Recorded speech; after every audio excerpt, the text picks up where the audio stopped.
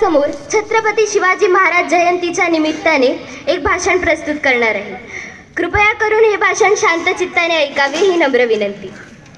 सह्याद्रीच्या छाताडातून नाद भवानी गाजे, सह्याद्रीच्या छाताडातून नाद भवानी गाजे, काळजात राहती आमुच्या रक्तात वाहती राजे.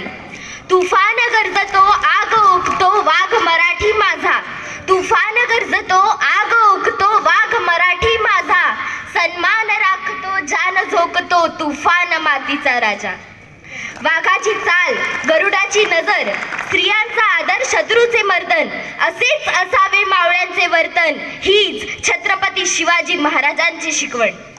ताजमहाल जर प्रेमाची निशाणी आहे, ताजमहाल जर प्रेमाची निशाणी आहे, तर शिवनेरी किल्ला एका सिंहाची कहाणी आहे, एका सिंहाची कहाणी आहे. 300 किलोमीटर लांबीची भिंत बांधायला 150 वर्षे लागली. मात्र शिवाजी महाराजांनी अवघ्या 50 वर्षांच्या कालावधीत जे किल्ले बांधले त्यांची एकंदरीत लांबी 4000 किलोमीटर इतकी भरेल.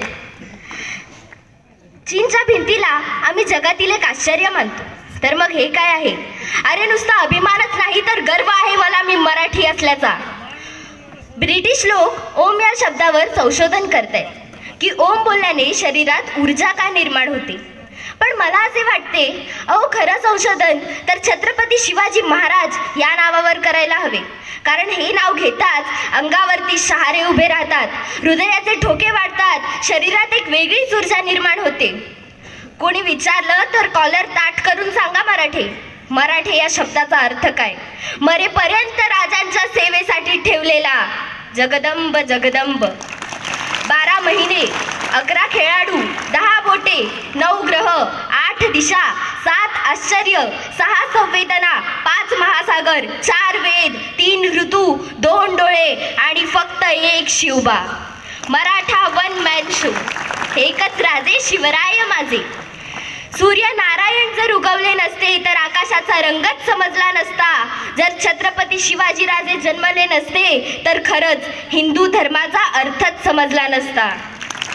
हे हिंदू प्रभो शिवाजी राजा, बांधकर पगड़ी जब शिवाजी महाराज तैयार होते, उठाकर तलवार जब घोड़े पर सवार होते, तो झुकते सब अल्लाह के बंदे और कहते काश हम भी मराठा होते, काश हम भी मराठा होते.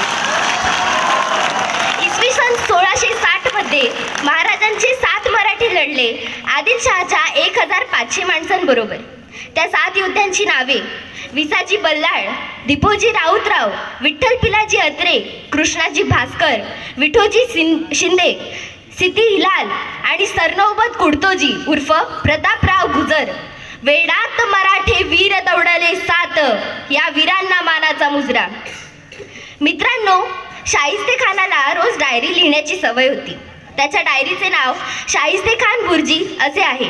यात खानानं शिवरायांनी केलेल्या अहल्याचा प्रसंग नमूद केलेला आहे.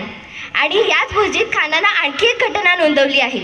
तो असं लिहितो, शिवराय आले तसे तुफान वाऱ्यासारखे लाल महालातून निघून गेले. काही वेळाने गोंधळ थांबला. शाहिस्ते खानाची एक बहीण धावत धावत खानाकडे आली आणि म्हणाली, भाईजान मेरी बेटी लापता है, मेरी बेटी लापता है भाईजान. त्यावेळी आपली बोटं छाटलेला शाहिस्ते खान स्मितहास्य करत म्हणाला, शिवाजीची माणसं तिला पळवणार नाहीतच. आणि जरी त्यांनी पळवली असेल तरी बेफिक्र राहा, कारण तो शिवाजी पोटच्या लेकीसारखी तिची काळजी घेईल. अरे कोणता हा विश्वास दुश्मनालाही महाराजांच्या चारित्र्यावर. मित्रांनो, ही गोष्ट सांगण्याचं तात्पर्य एवढंच की आज हा संबंध भारतीय समाजाला शिवरायांसारख्या चारित्र्यवान महापुरुषाच्या आदर्शाची खरी गरज आहे. अर्थात ती मुलगी तिथेच एका पिंपात लपून बसली होती. नंतर ती सापडली. छत्रपती शिवाजी राजेंना मानाचा त्रिवार मुजरा. अमेरिकेच्या बोस्टन विद्यापीठात शिवाजी दी मॅनेजमेंट गुरु हा 100 मार्कांचा पेपर घेतला जातो. पाकिस्तानच्या पाठ्यपुस्तकात आदर्श राजा असा असावा हा छत्रपती शिवाजी राजेंचा धडा शिकवला जातो. अनेक देशांमध्ये छत्रपती शिवाजी राजेंचा इतिहास अभिमानाने शिकवतात.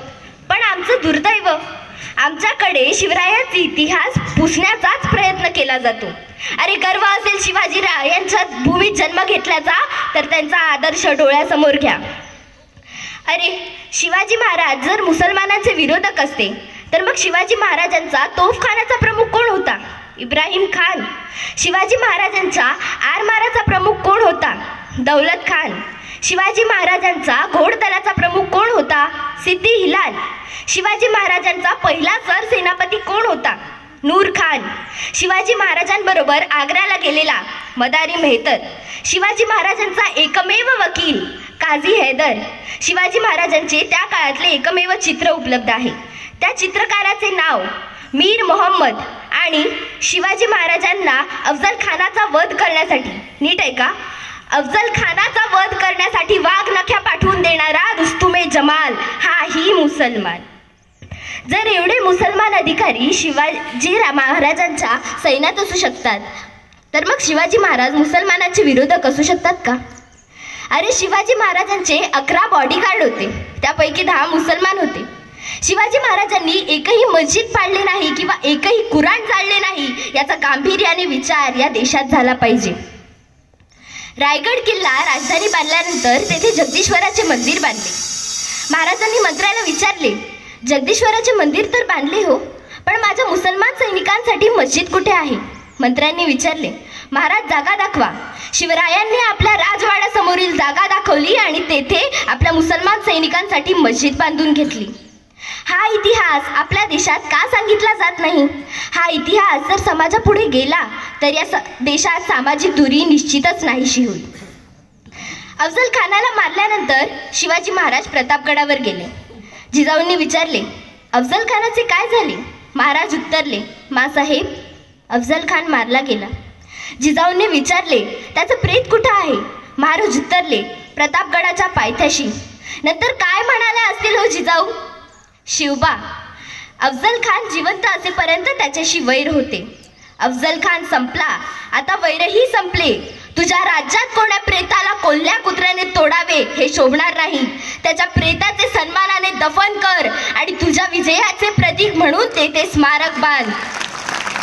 शिवरायांनी अफजल खानाच्या प्रेताचे प्रतापगडाच्या पायथ्याशी दफन केले आणि तेथे त्याची कबर बांधली. 16व्या शतकात शिवनेरीवर एक तारा चमकला. जिजाऊंच्या पोटी सिंह जन्मला आणि पुढे हाच सिंह रयतेचा वाली झाला, ज्याचा हातून महाराष्ट्र घडला. कृपया करून हा आपला राजाचा इतिहास लोकांसमोर आणून जगाला दाखवा की आपला राजा कुठल्याही धर्म किंवा जातीविरुद्ध नसून तो फक्त अन्यायाविरुद्ध होता, हे लक्षात घ्या. शेवटी जाता जाता एकच म्हणून जाईन, शिवाशिवाय किंमत नाही, शंभूशिवाय हिंमत नाही. नीट आहे का बरं का? शिवबाशिवाय किंमत नाही, शंभूशिवाय हिंमत नाही, भगव्याशिवाय नमत नाही आणि आम्ही शिवराय सोडून दुसरा कोणापुढे झुकत नाही. धन्यवाद. जय हिंद, जय महाराष्ट्र, जय शिवराय.